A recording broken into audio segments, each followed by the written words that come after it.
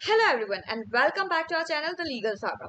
कल के लेक्चर से हमने स्टार्ट किया था नेट पेपर 1 टीचिंग एप्टीट्यूड, जिसमें हमने कल के लेक्चर में पढ़ा था टीचिंग कॉन्सेप्ट्स के बारे में, जिसमें हमने डिस्कस किया था बहुत सारे इंपॉर्टेंट डेफिनेशंस और उन डेफिनेशंस को कैसे याद करना है, किस टाइप के क्वेश्चन एग्जाम में बन सकते हैं उन डेफिनेशंस के थ्रू। इसके अलावा हमने डिस्कस किया था मेथड्स ऑफ टीचिंग, जिसमें हमने traditional as well as modern method देखा था टीचिंग का, और हमने डिस्कस किया था टीचिंग प्रोसेस के बारे में, जो बेसिकली तीन होते हैं: बाइपोलर, ट्राइपोलर एंड क्वाड्रल। आज के लेक्चर में हम डिस्कस करेंगे लेवल्स ऑफ टीचिंग के बारे में। टीचिंग के बेसिकली 3 लेवल्स होते हैं, वो हम आज की क्लास में डिस्कस करते हैं।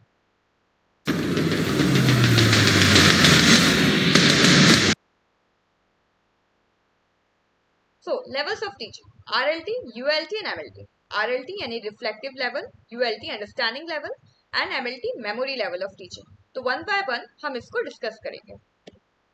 सबसे पहले बात करते हैं मेमोरी लेवल ऑफ टीचिंग के लिए। मेमोरी लेवल ऑफ टीचिंग जैसे ही टॉपिक अपने आप में डिस्क्राइब कर देता है, मेमोरी यानी कि आप चीजों को कितना ज्यादा मेमोराइज कर सकते हैं। तो यहाँ पे बेसिकली टीचर का काम इतना ही होता है कि वो टॉपिक्स को स्टूडेंट को मगअप करवा दे, उनको रटवा दे, उनको याद करवा दे कि वो एग्जाम से उसको लिख सके।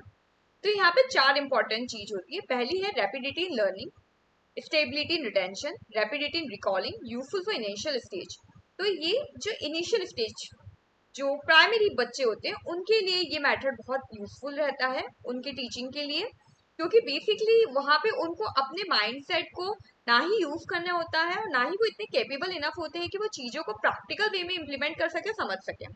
यहाँ पे वो चीजों को मेमोराइज करते हैं, याद करते हैं और इनसे अपनी मेमोरी स्किल को वो शार्प करते हैं। टीचिंग लर्निंग प्रोसेस: तो यहाँ पे अगर टीचिंग लर्निंग प्रोसेस की बात की जाए तो स्टिमुलस रिस्पॉन्स होता है, यानी कि बेसिकली जो टीचर होता है वो सेंटर ओरिएंटेड होता है, वही सारी क्लासेस को डील करता है और वो जैसे बोले स्टूडेंट्स कंप्लीटली उस चीज को फॉलो करते हैं। एस्पेक्ट्स: 3 मेन एस्पेक्ट्स हैं: learning of material, retention of material, reproduction of material. पहले जो चीज पढ़ाई गई है उसको लर्न करना, उसको बार बार रिटेन करके रखना और फाइनली उसको रिप्रोड्यूस करना। Objective: imparting knowledge and information, factual knowledge, subject center, memorable things are taught to the students, simple subject matter. इसका जो सब्जेक्ट मैटर होता है काफी सिंपल होता है। इसमें बेसिक काम ये होता है कि आपके पास जो भी नॉलेज है उस टॉपिक से रिलेटेड, सब्जेक्ट से रिलेटेड, वो आपको अपने स्टूडेंट्स को प्रोवाइड करनी है। यहाँ पे जो नॉलेज होती है फैक्ट्स के बारे में होती है। फॉर एग्जाम्पल जैसे हिस्ट्री ले लिया हमने सब्जेक्ट, यहाँ पे फैक्चुअल बातें की गई है, तो उस टाइप की नॉलेज जिसको आपको याद ही करना पड़ता है, रटना ही पड़ता है। फॉर एग्जाम्पल इस ईयर में इस चीज हुआ, आप टेक्निक दे सकते हैं उसको कैसे याद करनी है, but at the end of the day आपको उसको याद ही करना पड़ेगा।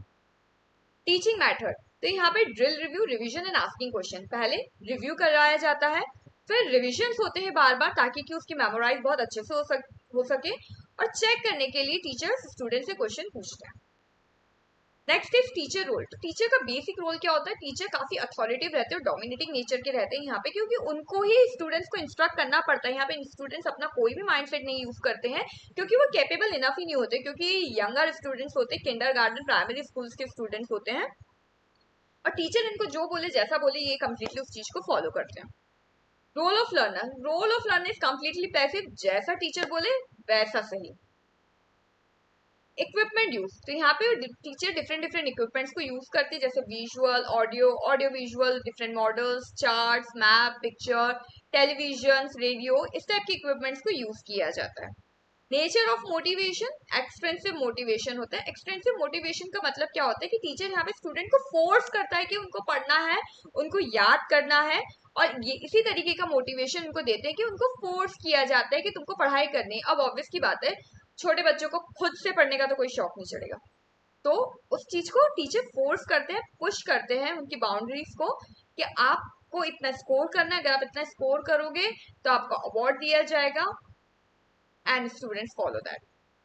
इवेल्युएशन सिस्टम: बेसिकली यहाँ पे 3 टाइप के इवेल्युएशन सिस्टम होते हैं: ओरल, रिटन और ऐसे टाइप। तो ओरल में क्वेश्चंस वगैरह ओरली पूछे जाते हैं, रीडिंग वगैरह जो स्टूडेंट्स को करवाई जाती है। रिटर्न होता है और ऐसे टाइप क्वेश्चंस होते हैं। नेक्स्ट है व्यूज ऑफ साइकोलॉजिस्ट। अब साइकोलॉजिस्ट के क्या व्यूज है एमएलटी के रिगार्डिंग? तो सबसे पहले हम बात करते हैं जीन पैगेट। इनका कहना था एमएलटी फॉर स्टार्टिंग, ये सिर्फ स्टार्टिंग स्टूडेंट्स के लिए होता है, जो स्कूल में जिन्होंने अभी स्टेप अप किया है। हर्बेटेरियन इनका है थ्योरी ऑफ एप्रिसिएशन। इनका मानना है कि young people mind get ready at this stage for perceiving themselves and world around them. कि जो ये यंग पीपल होते हैं, यंग स्टूडेंट्स होते हैं, इनका माइंड अभी अभी शुरू हुआ होता है, ये बहुत इनिशियल स्टेज में होते हैं और वर्ल्ड को समझना, सारी चीजों को परसीव करना, सारी चीजों को ग्रैप्स करना, ये सब समझ रहे होते हैं। देन है पैलोव एंड स्किनर, इनकी है conditioning theory. Correct response made by the individual strength by the reinforcement to retain the learn subject matter longer. तो जो आप टीचर आप अपने लर्नर को बताएंगे, वो लर्नर उस चीज को लर्न करेगा और जितना वो बेटर लर्न करेगा उतना ही बेटर उसको वो चीज रिटेन रहेगी।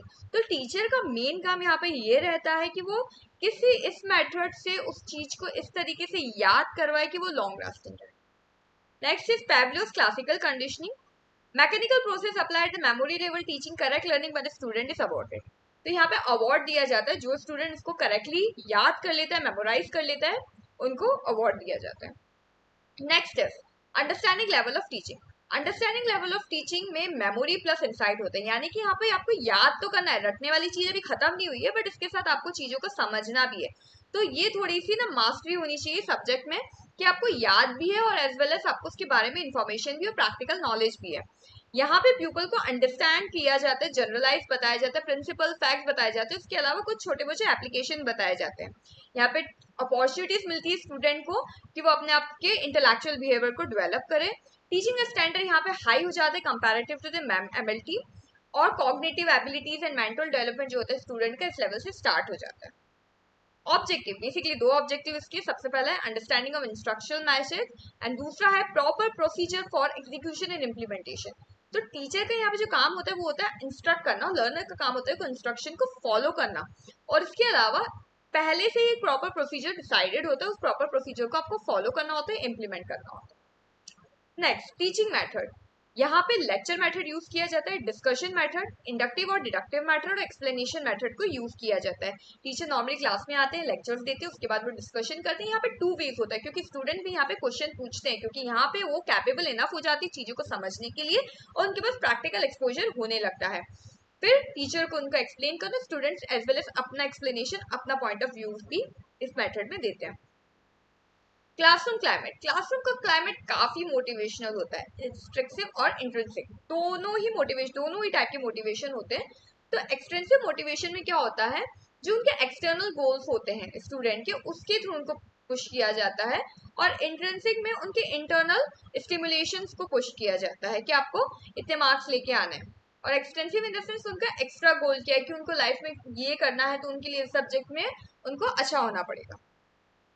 टीचिंग इक्विपमेंट्स, तो यहाँ पे different models, chart, flash cards और पिक्चर्स को यूज किया जाता है पढ़ाने के लिए। इवैल्यूएशन के लिए यहाँ पे ऐसे और ऑब्जेक्टिव दोनों टाइप के क्वेश्चंस होते हैं, और ये जो क्वेश्चंस होते हैं oral as well as written दोनों ही फॉर्म में होते हैं। टीचर का रोल क्या होता है, टीचर का जो बेसिक रोल होता है वो ये होता है कि वो अपने टॉपिक को, अपने सब्जेक्ट को बहुत पॉजिटिवली और बेटर तरीके से प्रेजेंट करे क्लास में, लेकिन ये जो प्रेजेंटेशन रहेगा ये सीक्वेंस फॉर्म में रहेगा। टीचर को काफी हार्ड वर्क करना पड़ता है क्योंकि यहाँ पे उनको मेमोराइज भी करवाना है और प्रैक्टिकल एप्लीकेशन भी बताना है। पार्टिसिपेंट जो होते हैं यहाँ पे सेकेंडरी लर्नर होते हैं, जो टीचर समझाएगी, जो पढ़ाएगी, वो चीज वो समझ लेते हैं, बट यहाँ पे इंटरेक्शन टू वे होता है, यानी कि स्टूडेंट्स क्वेश्चन पूछ सकते हैं। लास्ट हम आते हैं रिफ्लेक्टिव लेवल ऑफ टीचिंग। तो रिफ्लेक्टिव लेवल ऑफ टीचिंग में हम बात करते हैं, ये जो लेवल होता है ये बहुत ही हाईएस्ट लेवल होता है। यहाँ पे प्रैक्टिकल अप्रोच सबसे ज्यादा होता है। यहाँ पे लर्नर को हेल्प किया जाता है कि वो अपनी रियल लाइफ प्रॉब्लम को सॉल्व कर सके। काफी open and independent classroom environment रहता है, स्टूडेंट्स के अपने ओरिजिनल थॉट्स होते हैं और ये डेवलप होना शुरू हो जाते हैं। टीचर को यहाँ पे डेमोक्रेटिक होना पड़ता है, वो यहाँ पे ऑथोरेटिव नहीं होती है, और जो इवेल्यूएशन होता है वो ऐसे टाइप का होता है।